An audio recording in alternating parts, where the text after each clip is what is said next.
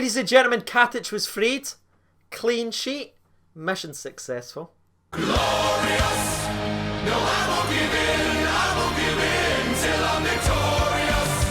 Hello everyone, this is CJ Novo92 and today we are back with another brand new video. Today's video, as you can tell by that deliciously clickbaity title, we're here to discuss Livingston 0, Rangers 3. I'm going to give you my fan recap of the game while reading out the people's opinion from Twitter. If you're watching along the video, make sure to be getting your thoughts and opinions about that game of football down in the comment section below. That is why the channel exists. As always, just a friendly reminder, in case you haven't done so already, make sure to be hitting that subscribe button. The momentum just continues as we are making our way towards that 55k mark. But without any further ado, let's dive back in and talk about some happy things, shall we? Because it's been a bit of a mince week because of Wednesday. But we've got some good things to talk about, so let's focus on that. 3, 2, 1. Livingston 0, Rangers 3. Now that was the final score, and as good as it was to go back to winning ways, I think the actual scoreline and the performance and the level of performance throughout the entire 90 minutes showed that it was very good to go back to our previous working formation. On. That's right, if you missed the game of football, Rangers went back to the formation that toppled Celtic Football Club and played them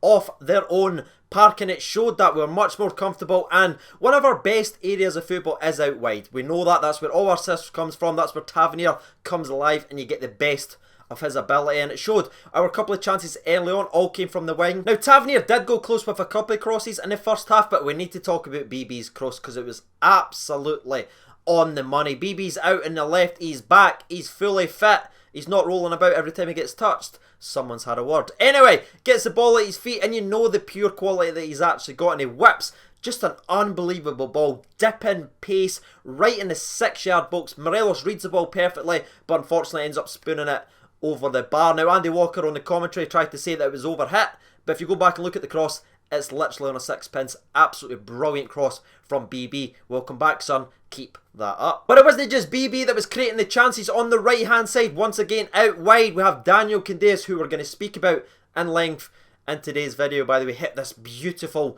like low through ball across the ground, but somehow he curled it right round about 2 defenders and it just went straight to Alfredo Morelos' taste. If you've not seen the pass, go and look it up on Twitter. It was absolutely beautiful. Right to Morelos, who's one-on-one with the goalkeeper. He hits it first time because the ball just invited a first-time hit. Unfortunately for Alfredo Morelos, it ends up hitting the post and coming back out. That's the second post he's hit in the last 2 games. Both very similar times as well, unfortunately. But speaking of consistent timing, let's talk about the first goal of the game, shall we? And it came from none other than Mr. Ryan Jack, captain, my captain himself. Now it did come from outside of the box, round about the 30th minute by the way, which, if you think back, is exactly when he scored in the Old Firm game. Consistency. Now, unlike Drew Peacock, who isn't a fan of Ryan Jack, I certainly am, and I think with Ross McCrory in the side, I think Ryan Jack is a better overall player from the Glasgow Rangers. You saw that in the Kilmarnock game. He was sort of the holding CDM and he just didn't really get the control of the ball. He wasn't getting further forward, he wasn't controlling the game. But in this position, in this formation with Ross McCrory, he's much more freer, he can get further forward, he's not scared to shoot, and that is how we got the first goal of the game. Now, I've got to be honest with you, it wasn't a worldie. Sorry Jack family, I'd love to say it was a worldie, trust me, I would, but it's on target. That is what you're doing, and you give the goalkeeper a decision to see if he's going to make the save or not. But unfortunately for Liam Kelly, and probably Livingston's best player of the season so far, ends up spilling it into the back of the net, and that makes it 1-0. Now the second half started very brightly from the Glasgow Rangers. Clearly Steven Gerrard just challenged them to continue that performance and go and finish the game out, because in the first couple of minutes straight from their second half kickoff, we got the ball. Tavernier whipped an unfrickin' believable pass into Ryan Kent, who should have actually scored. He just volleyed it slightly wide. Once again, Tavernier showing what quality he has when he's got the ball out in the wide areas. But it was 60 seconds after that, by the time that I had tweeted about that miss, Ryan Kent had smashed the ball, and I mean smashed the ball into the back of net. Again, great movement from Rangers Football Club, getting the ball in the box, couple of little ricochets, etc. Alfredo Morelos was very unlucky with a kind of a back heel shot. Liam Kelly saves up very well, showing he's got some mental toughness as well. But it falls back to Ryan Kent inside about the 6-yard box and absolutely drills it into the top left. Honestly, I thought he missed it because he just rattled it. Like, it was an old school 5-a-sides, your big centre back pushes forward last minute just to hit a shot. It was one of them, just right in the top bin. Now, after the second goal, it was a much more controlled performance from Rangers, and you could clearly see which way the game was going to actually end. But Alfredo Morelos did come close once again to scoring, ends up scuffing it wide, and you're thinking to yourself, after the sort of 3 clear-cut chances that he's missed, someone's getting a kick in the balls. But thankfully for the Livingston players' safety, Alfredo Morelos gets the ball and puts it into the back of the net with, funnily enough, the hardest chance that he had all game. He rounds Liam Kelly, but he's very wide, but he still manages to smash it into the back of the net. That just sums up Alfredo Morelos to an absolute T.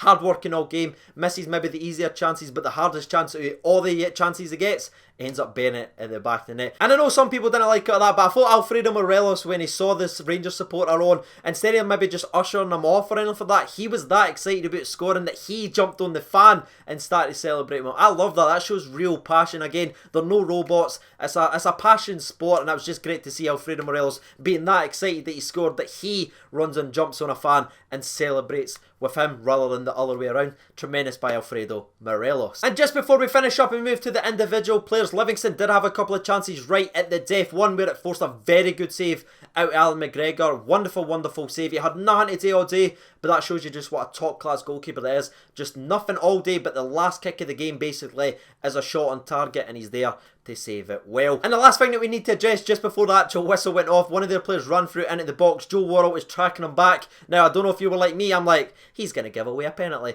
But he was actually quite strong. Now, he did kind of lean on him and the player fell, but the Livingston players didn't react and didn't want a penalty. I know Andy Walker on commentary, he wanted a penalty, but we all know why. But I don't know if that was a penalty or not. It looked extremely soft to me. I'd have been a wee bit annoyed if that one went against me, but if you're a Livingston fan, I'm sure you'll let me know in the comment section below. But we wanted to play the last goal, the winner, so it didn't matter anyway. Now, very briefly, because I don't want to take up all your Sunday afternoon, let's talk about a couple of the individuals on the Rangers side of things. Start off with number 1, we've got to, it's the Croatian prince himself, Nikola Katic. He's back in the mix, and there's a clean sheet on the other side. Coincidence?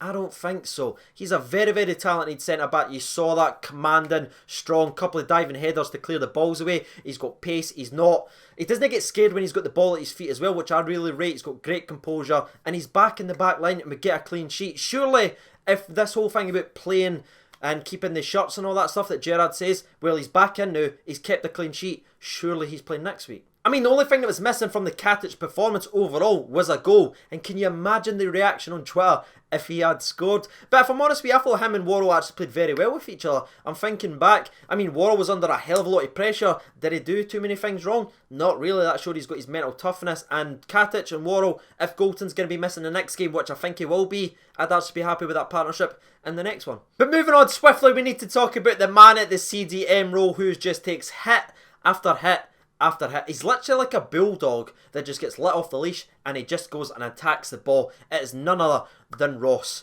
McCrory. This is a man that's certainly earned the shirt since he came in sort of the end of the first half of the season, and he should never be dropped because he's not putting a foot wrong. I just can't think of anything he does wrong. He does his job. He comes in, breaks the play and just passes it away. Doesn't try anything stupid on the ball. He's neat and tidy, but he's an absolute animal in the middle of the park. Whenever Livingston were wanting to try and break forward, they got the ball in the middle of the park. Who was there? Ross McCrory coming with a daisy cutter, coming to take man and ball, but ball first. That's important. And I think that's something that's very underrated, is the timing of his slide tackles. Now, I know he did get booking for the one he actually missed, but he's so wholeheartedly, and the amount of slide challenges that he actually puts in, it shows that he's got a real eye for the tackle.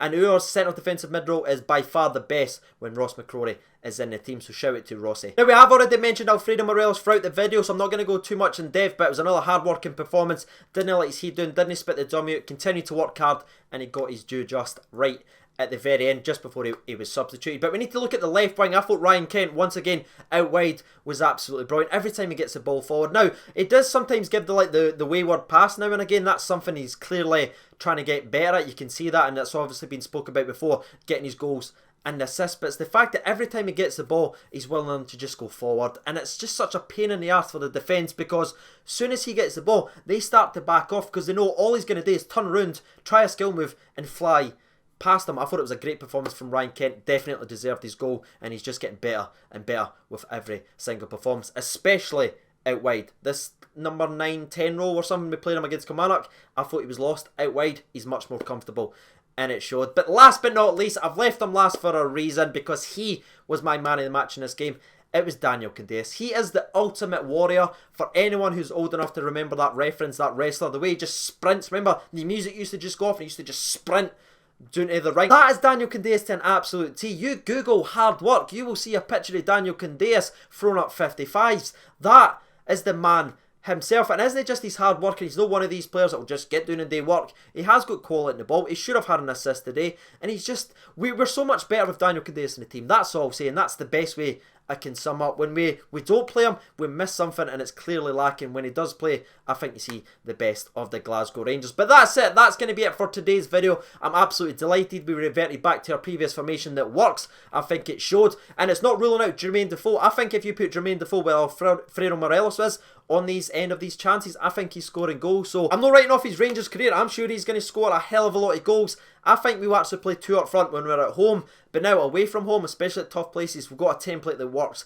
Let's stick to that, Rangers, please. And now we're about to jump over and read out the people's opinion from Twitter, but while I'm doing that, make sure to get your thoughts and opinions out there down in the description below. 1,041 votes in the man of the match poll. Thank you so much. 4% votes for other, 9% votes for Ross McCrory, 34% of the people votes for Katic, but 52% of the people votes for a Daniel Candias man of the match. Well done, lads. I thought the Katic meme was going to win it, but honestly, Candias was phenomenal. Absolutely phenomenal. Let's see what they've had to say. Alfredo says, Candias was class, my personal man of the match. McCrory and Katic deserve a shout out. Play the formation at Pataudry and we can end the sheep jinx. Ewan McKenzie said Katic, but could have been anyone. Great show today. Props to Kent though. Thought he was second best today, but just behind Nicolo Katic. Hashtag free Katic says it's got to be Danny Candias. The staunchest says Ryan Kent.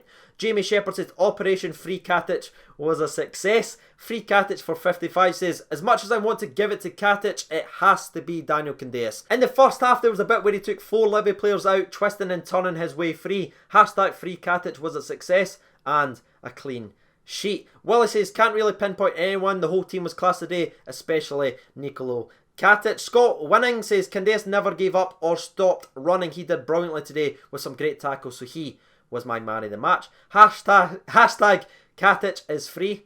Well done. He says Katic wins or we riot. Stuart says Candias was excellent. And the last 2 or 3 that we'll read out come from Johnny Griffin. He says Candias all day long. The engine and the guy is unbelievable. Sad to say, but 2 up top doesn't work. Stick to the wide men and mix out Defoe with the Buffalo and Davis with Arfield. Thought genuinely to a man today, we were absolutely spot on. And the last one we'll read out comes from Tony says Morelos all day long. There it is, ladies and gentlemen. You've heard the people's opinion. You've also heard mine. Hopefully you've got your thoughts and opinions out there. As always, if you'd like to support the channel directly like 50 other legends are, the link for that will be down in the description below. Thank you so much to the patrons. I've been CJ Over92. Thank you so much for watching and bye.